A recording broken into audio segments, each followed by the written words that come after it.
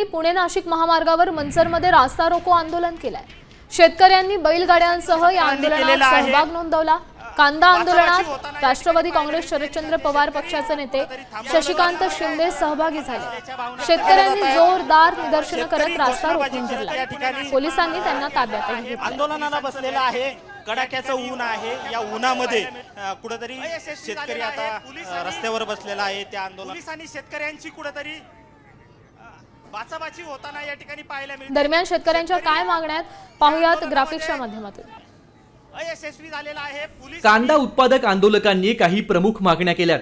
कांद्याला 25 रुपये हमीभाव द्या, आधीच्या कांद्याला 15 ते 20 रुपये अनुदान द्या, राज्यात नाफेडकडून कांदा खरेदी करा, व्यापाऱ्यांना नाफेड खरेदीचा लाभ होऊ द्या, केंद्रानं किमान 10 लाख टन कांदा खरेदी करावा, आंध्र प्रदेशप्रमाणे शेतकऱ्यांना मदत द्या, निर्यात धोरणात सुधारणा करा आणि कांदा खरेदी धोरण शेतकरी हिताचं असावं, अशा या प्रमुख मागण्या आहेत।